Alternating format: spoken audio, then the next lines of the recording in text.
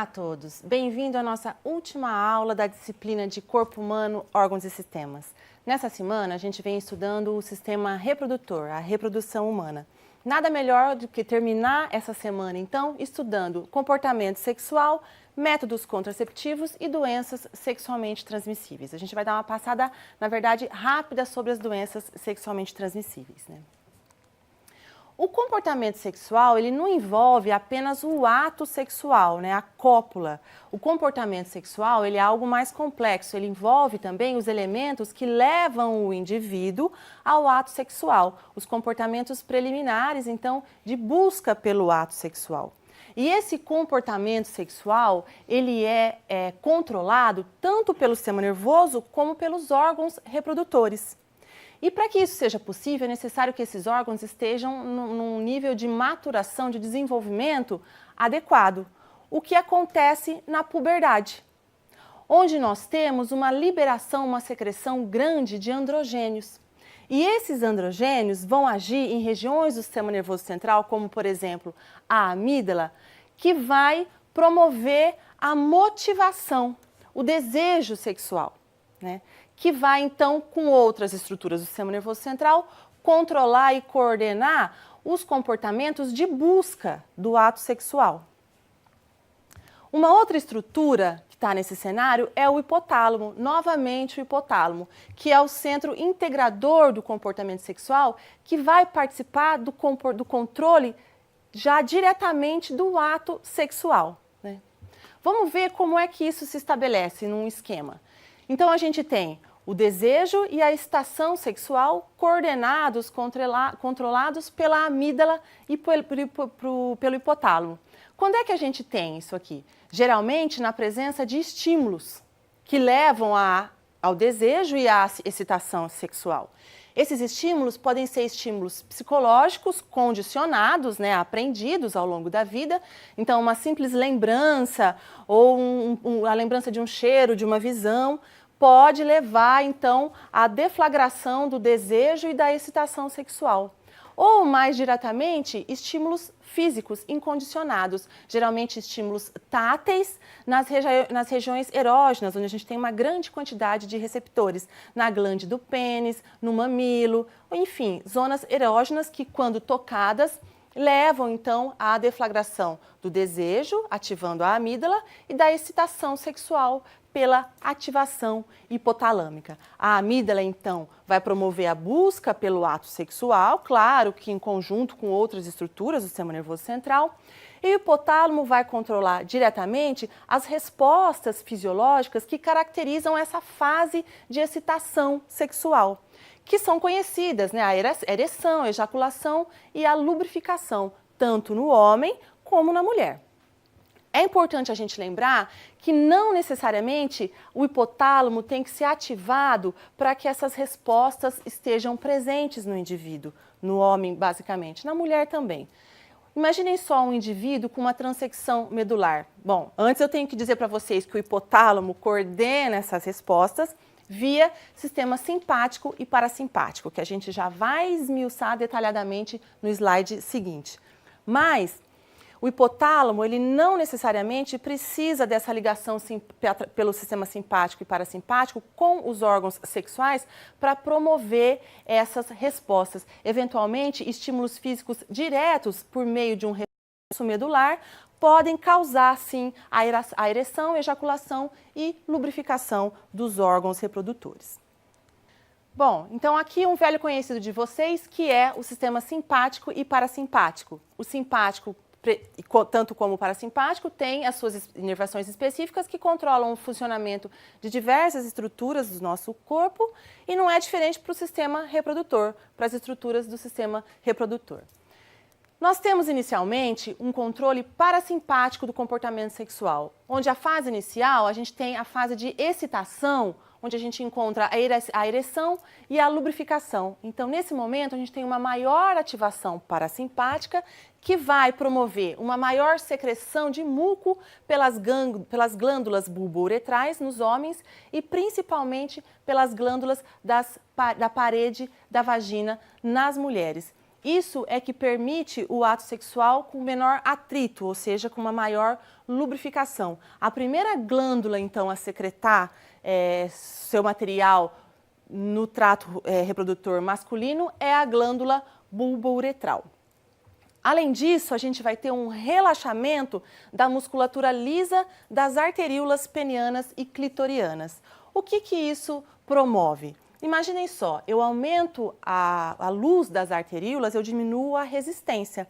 Com isso, eu aumento o fluxo de sangue para a região peniana e clitoriana também.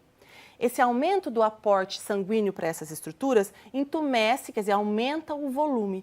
A maior quantidade de sangue nesses vasos, nas arteríolas e nas artérias, vão, em um determinado momento, comprimir as veias que estão ao lado, que drenariam o sangue dessas estruturas, ou seja, que levariam o sangue embora dessas estruturas.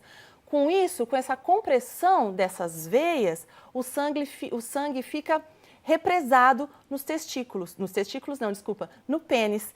Isso faz com que o pênis aumente de tamanho e se enrijeça. O mesmo acontece com o clitóris, mas numa proporção menor. Esse enrijecimento, essa ereção peniana é que permite o acoplamento e o transporte de espermatozoides do trato reprodutor masculino com o trato reprodutor feminino. Muito bem, essa fase de excitação, onde nós temos a ereção e a lubrificação, permanece por um tempo, pode atingir um platô, até que eventualmente se chegue a uma excitação máxima, que é o que a gente chama de orgasmo. Nesse momento é que a gente tem uma queda da ativação parasimpática e um aumento grande da ativação simpática. E é o sistema simpático agora que vai coordenar, que vai controlar as respostas dessa fase de excitação máxima e de orgasmo, onde a gente tem a presença da ejaculação. O que acontece nesse momento? Ocorre, então, a ativação da musculatura lisa dos ductos testiculares, do epidídimo e do ducto deferente, que conduzirão o sêmen para o canal da uretra. Além disso, a gente vai ter a contração e emissão das secreções glandulares. A glândula bulbouretral já iniciou sua secreção. Então, a gente vai somar a ela a secreção da próstata e das vesículas seminares. Ainda teremos contração do esfíncter interno da uretra. Isso faz com que a urina da bexiga não passe para a uretra, deixando a uretra para passagem apenas do sêmen durante esse período. Temos também contração pulsátil dos músculos que envolvem, a uretra, que são corpo isquiocavernoso e o bulbo esponjoso, que vai fazer com que ocorra a ejeção do sêmen pelo pênis. E, por fim, a vasoconstrição das arteríolas penianas. Com a vasoconstrição das arteríolas penianas, diminui o fluxo sanguíneo para o pênis, diminui a compressão das veias, que vão então começar a drenar o sangue presente no pênis e que vai então diminuir o enrijecimento e a ereção peniana. É por isso que após a ejaculação, a gente necessariamente tem a diminuição da ereção peniana, por conta da ativação simpática. Nesse momento, então, é propício que a gente fale um pouquinho dos métodos contraceptivos, que são vários os tipos de métodos contraceptivos. Um dos conhecidos e bastante usados são os métodos de barreira, que nada mais é do que os preservativos. Nós temos o preservativo feminino, que infelizmente não é muito conhecido e muito pouco utilizado.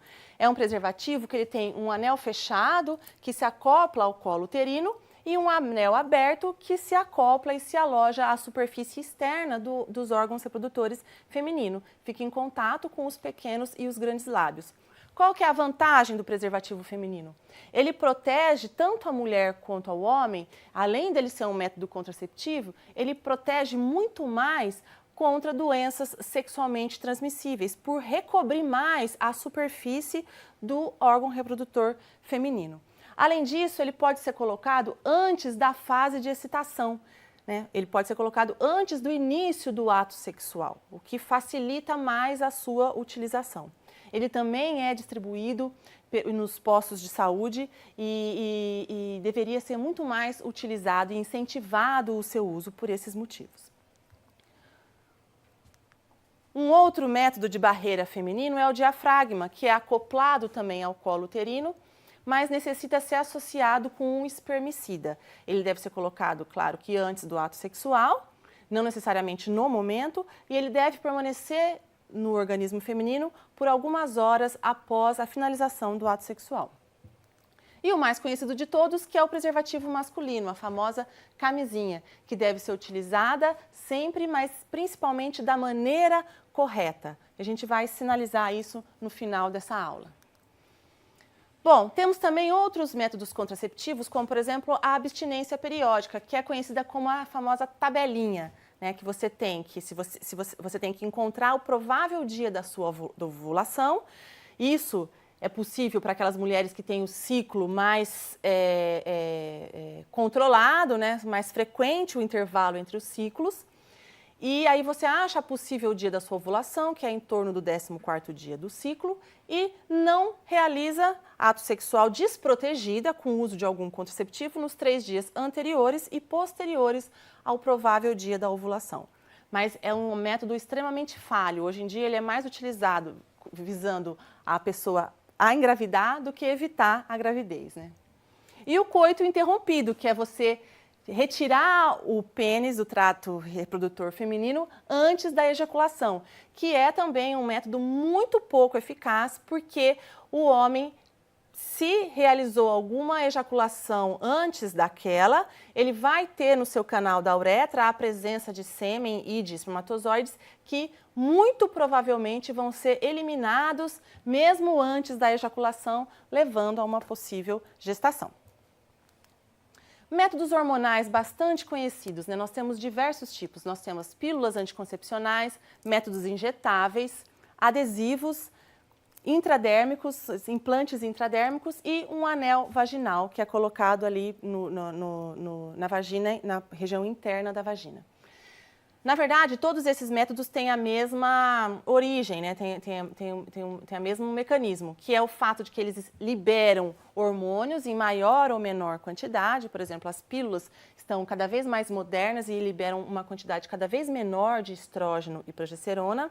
E esses hormônios, estrógeno e progesterona, a gente já viu em aulas anteriores que eles inibem a secreção de FSH e de LH, necessários para o desenvolvimento folicular. Então, se eu tenho uma queda de FSH e de LH também, eu não tenho desenvolvimento folicular, eu não tenho a ovulação. Então, o intuito da utilização desses diferentes métodos hormonais é o mesmo, é impedir a ovulação. Temos também os dispositivos intrauterinos, né, DIU, que tem o de cobre e aqueles que liberam hormônio localmente. Eles são colocados na cavidade uterina por um médico e lá eles vão dificultar, né, tentar impedir a ovulação, o desenvolvimento folicular pela liberação dos hormônios localmente e também vão modificar essa estrutura e a situação química, impedindo que mesmo que ocorra uma eventual fecundação, que ocorra então a implantação. Então dificulta a ovulação, dificulta a fecundação e dificulta a implantação. Tudo bem? Dificulta também o caminho do espermatozoide dentro do trato reprodutor feminino, por conta do ambiente que é formado, que é estabelecido ou apenas pela presença do DIU, mas também pelas substâncias que eles liberam, né? O DIU, que libera hormônio, libera também estrógeno e progesterona, como os métodos hormonais anteriores. A localização desse DIU é acompanhada por exames de ultrassom, né, e eles duram anos. A mulher pode ficar muitos anos com o dispositivo intrauterino. Temos também os métodos cirúrgicos. A laqueadura, que é a feminina, onde a gente tem a interrupção das trompas, que a gente pode retirar um pedaço das trompas e suturar, ou então apenas amarrá-las com um anel ou, né, dobrá-las. Esses são reversíveis e o anterior é irreversível. Muito mais vantajoso do que a laqueadura é a vasectomia, que é muito pouco invasiva. Um pequeno corte na região posterior do escroto, você já tem acesso aqui ao canal deferente e você então vai cortar o canal deferente e amarrá-lo, né? Isso não diminui em nada a capacidade de produção hormonal do homem, que o testículo produz os hormônios, né, a testosterona, secreta na circulação e ela vai produzir todos os seus efeitos normalmente. A produção de espermatozoide vai acontecer, mas os espermatozoides não vão ganhar as vias condutoras espermáticas. Vão permanecer aqui e vão ser reabsorvidos. Eles têm um volume muito pequeno. O que dá volume ao sêmen não é o espermatozoide, são as secreções das glândulas acessórias, da próstata, da vesícula seminares, da bulba uretral. São elas que dão o volume, a aparência, o cheiro, a viscosidade do sêmen. A presença ou não do espermatozoide no sêmen é imperceptível, então a característica e o volume do sêmen não se modifica. A capacidade de ereção, de ejaculação, a libido, nada se modifica no homem. É um método extremamente seguro, barato e fácil. Então, deve sim ser estimulado e alertado para os seus benefícios em comparação com a laqueadura na mulher, que é uma cirurgia muito mais invasiva do que a vasectomia nos homens. Bom, vamos para finalizar, passar rapidamente sobre as doenças sexualmente transmissíveis, né? Aqui a gente tem uma lista das principais doenças sexualmente transmissíveis, das DSTs, listada pelo Ministério da Saúde. Quero chamar a atenção para algumas dessas doenças. Por exemplo, o HPV, o condiloma acuminado, que é um vírus que afeta tanto os homens como as mulheres, mas é a principal causa de câncer do colo do útero feminino. Mais de 90% das mulheres que desenvolvem o câncer do colo do útero são infectadas com o HPV. Já existe vacina para o HPV que deve ser tomada entre os 9 anos e 28, 29 anos, se eu não me engano. Então, essa vacina é gratuita e deve ser tomada pelos jovens, né? Hepatites virais, a gente tem um aumento muito grande, principalmente da hepatite tipo C nos últimos anos, então é importante estar atento a ela. Sífilis também tem aumentado e o mais alarmante é a sífilis congênita, que é aquela sífilis que é transmitida da mãe para o feto. O feto com sífilis tem grandes alterações, grandes dificuldades, uma grande chance de desenvolver malformações. E o número de sífilis congênita tem aumentado, a gente está vivendo um surto dessa patologia, dessa infecção. E, por fim, a AIDS, né, a síndrome da imunodeficiência adquirida, que deprime o nosso sistema imunológico, fazendo com que outras patologias oportunistas se alojem e se desenvolvam com uma maior facilidade. Muito bem, só vou ressaltar a hepatite C para vocês, só quero mostrar alguns dados da hepatite C, mostrando a taxa de incidência de todas as hepatites, né, notificadas nos últimos anos, né. Olhem só a hepatite C, como de 2004 a 2015 teve um grande aumento. E por que é preocupante? Porque não se tem vacina para a hepatite C, os sintomas são subclínicos, as pessoas possuem a hepatite C e não têm sintomatologia, então elas não percebem, não são alertadas para isso, e é a hepatite que mais causa morte. Então, o número de óbitos associados à hepatite viral mostra que 75% deles é em função da infecção por hepatite C, que cresceu muito nos últimos anos.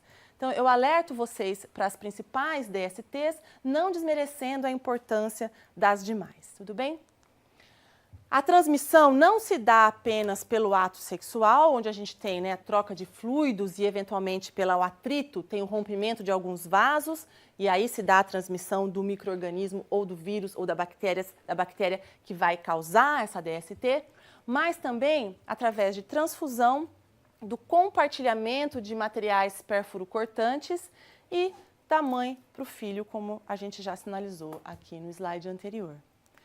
Claro, então, que a prevenção deve ser feita e é muito bem-vinda, e uma das principais formas, além, é claro, de não compartilhar materiais pérfuro-cortantes, é a utilização dos preservativos. Falo novamente para vocês que o preservativo feminino é muito mais eficaz para a prevenção de DSTs, e o preservativo masculino também deve e pode ser utilizado. Lembrando que a colocação adequada é fundamental para a sua eficácia. Então, deixando um espaço para que o sêmen, quando saia, se aloje e retirando logo após o ato sexual e jogando fora, é claro. Pessoal, chegamos ao fim, então, da nossa disciplina de corpo humano. Foi um prazer estar com você nessas aulas. Agradecemos muito a atenção de vocês. Esperamos ter contribuído de alguma forma, despertado o interesse de vocês para conhecer o corpo humano, os eventos biológicos que dirigem o nosso organismo, despertar em vocês a vontade de construir o seu próprio conhecimento. Foi um prazer, nos vemos em uma outra oportunidade. Até lá!